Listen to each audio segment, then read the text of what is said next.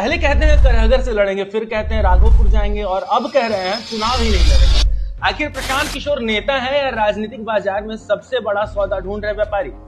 कभी भाजपा के रणनीतिकार, कभी कांग्रेस के संकट मोचन, कभी ममता के सलाहकार, तो कभी जेडीयू के उपाध्यक्ष। इतिहास गवाह है प्रशांत किशोर वहां होते हैं जहां सत्ता और सौदे का सबसे बड़ा दाव होता है, जनता नहीं।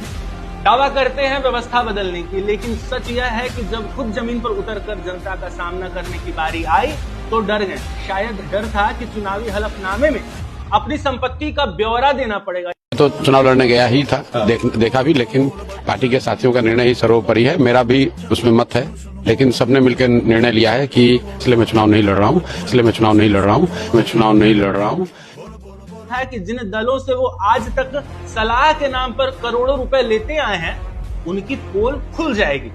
खबर यह भी है कि उनकी अपनी पार्टी में ही पैसों और टिकट को लेकर इतना बवाल है कि अगर वो चुनाव लड़ भी लेते तो अपने ही कार्यकर्ता उन्हें हरा देते। केसी सिन्हा नहीं है, उसको दिया। अच्छा, केसी सिन्हा तो मीटिंग में कभी नजर भी नहीं आते थे। केसी सिन्हा मीटिंग में कहाँ से नजर आएंगे? प्रशांत किशोर पैसा लेके भागेगा, वही चीज है। बिहार बदलाव नहीं कर रहा है, ये अपना चक्कर में पड़ा हुआ है।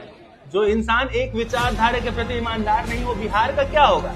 देखिए, डॉक्टर कितना बड़ा क्यों ना हो, अपना ऑपरेशन खुद नहीं कर सकता। पीके भी अपनी विद्या में माहिर है, लेकिन वो भूल गए कि सलाहकार और नेता में फर्क होता है। राजनीति संघर्ष और साहस मांगती है, सिर्फ इवेंट मैनेजमेंट नहीं। पीके का पर्दा गिर चुका है।